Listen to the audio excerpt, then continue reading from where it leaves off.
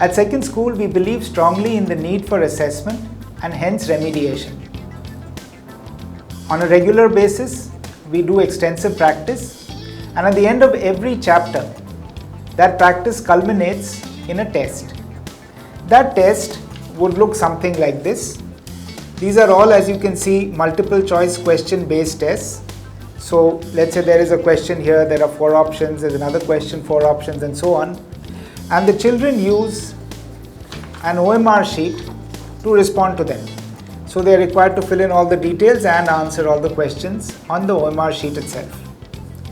Once this is done, it comes back to us at the center, where we prepare a developmental report.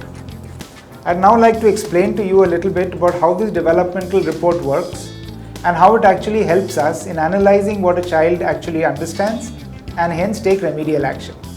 So let's look at this one. This is a person called Sagar Kumar, who is in a center in Vasant Kunj.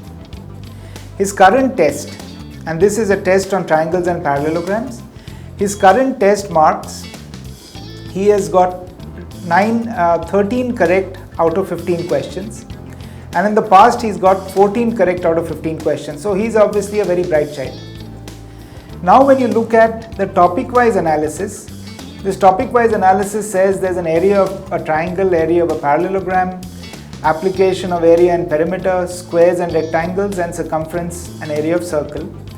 These are the topics that were contained within this chapter.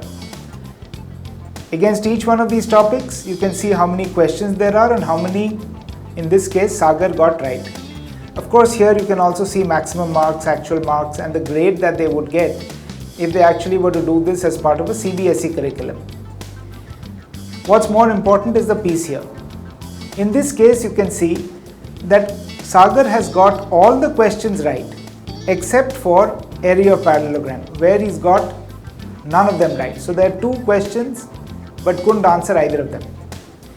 So let's hold this for a minute. Then let's look at categories. We have 3 categories which we look for. One is recall, which is, do the students remember the formulae that they need to? Mechanics, can they apply a formula directly and solve a problem? And application, which is, can they solve word problems? In this particular case, if we can look at how this worked, recall questions, Sagar got them both right. Applications, he got them both right. Mechanics is where he got 2 wrong. And now let's come to error types. The way we handle error types is very interesting.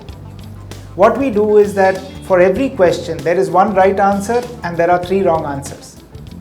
What we try and do is to make sure that every wrong answer also tells a story. Let's look at an example. Suppose I'm asking a question, what is 3 minus minus 2? The answer to that is it should be 3 plus 2, which is 1. Now let's suppose that a child thinks that it is minus 1, which means, they look at 3, they look at 2, they look at all the minus signs, and then they just figure out that it's minus 1. Minus 1 is an option there, so that obviously is where they don't understand the concept. If they get 5, then it's correct. If they get minus 5, then it typically means that they're making a careless mistake. So in the same way, for every question, we can track what are the types of errors, and that's really what there is in this part of the developmental report. So we have correct answers, careless mistakes, wrong formula used, language problem, partial solution, concept unclear and not attempted. The interesting thing in the case of Sagar is that both the questions he's got wrong is by using the wrong formula. So now if we cross correlate, we can see that Sagar has used the wrong formula twice and has gotten the area of parallelogram concept wrong twice. So if I were to manage these two, then we pretty much have a decent analysis of what is actually wrong with Sagar. In this particular case, the area of a parallelogram is calculated as base into height, whereas Sagar thought it was base into side. So that's a very normal mistake that people make, which means all he had wrong was the area of the parallelogram equation itself. Once that was corrected, he promptly understood and there was no problem thereafter. In the same way, along with trends, we can continually monitor what the child is doing in a developmental report And do remember that one of these takes place at the end of every chapter. So on a cumulative basis, we can observe trends, we can see what your child is weak in and strong in, and then we can make sure that remediation action is provided appropriately and immediately.